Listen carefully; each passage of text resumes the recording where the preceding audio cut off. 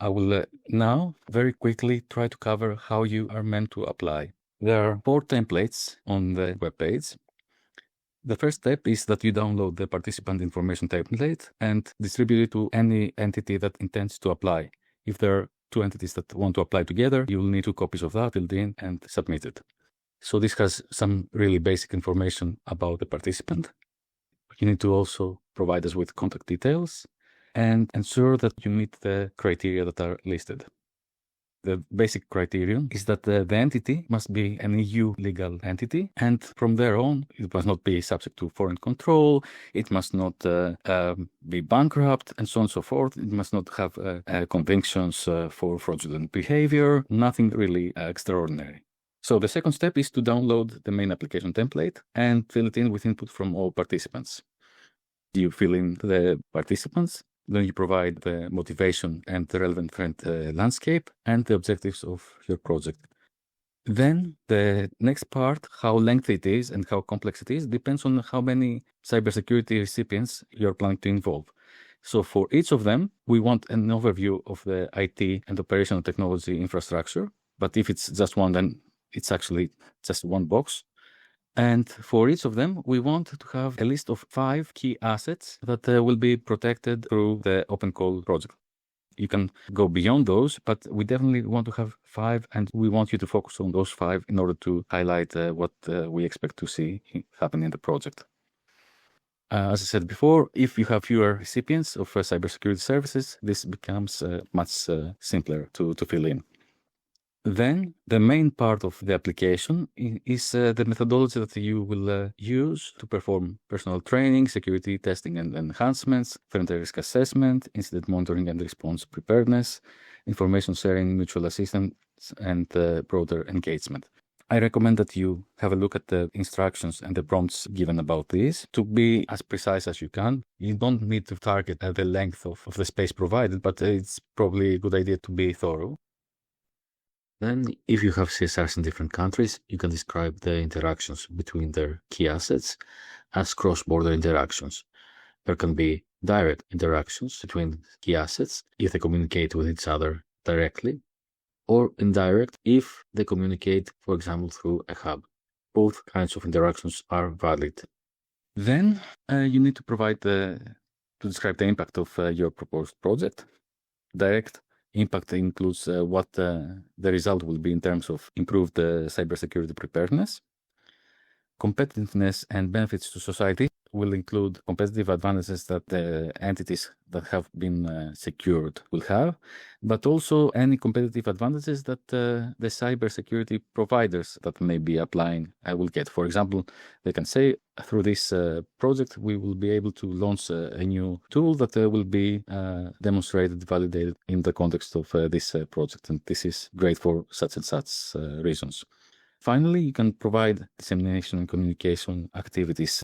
These are not scientific projects, so it's not necessarily the case that we expect to see 20 articles or even 2 articles or 1 paper produced, but the projects are 10 months, so please keep this in mind. But you need to be active in promoting the overall theme of sharing information, of promoting EUDOROS also, promoting your project and getting into activities that allow you to work together with other organizations that have similar aims. So workshops, anything like that, synergies would be great. Implementation. The work plan is partly defined by us and it will be partly defined by you. We have defined the tasks and the work packages and the duration of the work packages so that they correspond to the foreseen phases of implementation of the Open Call project. You're advised to have a close look at the deliverables that are meant to be produced by each work package because they will help you, they will give you hints about what is required in the various tasks. And then you're expected to tell us about the personnel to be engaged, to tell us that this is the right kind of people, that they will be able to carry this out, and the budget for the project that you foresee and the EU contribution that you are requesting, they are reasonable for what is promised and a good value for money for the EU taxpayer. There is a budget template, which is an Excel sheet that you will have to provide.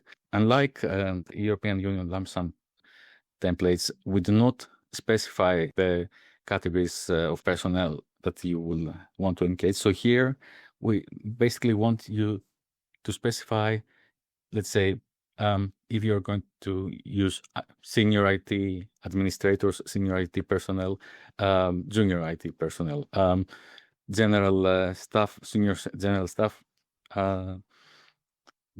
meaning not IT experts in this case, something along these lines. What makes sense for each organization?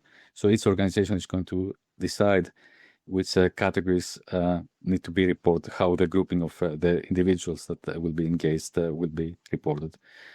And you will need to tell us how many people you're going to engage, how many person months they are going to be dedicating as a group, as a category, not as individuals, in each task, and so on and so forth, and an average rate for the personnel in each category. Then you're supposed to tell us if there are any travel costs, what they are for, and how much they are. You need to provide any justification for costs that exceed certain thresholds. Finally, if there are any ethics issues, and I'm not saying that there need to be, if there are any ethics issues involved in the execution of your project, we ask you to report them here. This self-assessment is going to be taken into consideration so that we make sure before signing an agreement that all the necessary steps have been taken and everything is in order, because we want to ensure all projects are following ethical guidelines and EU regulations.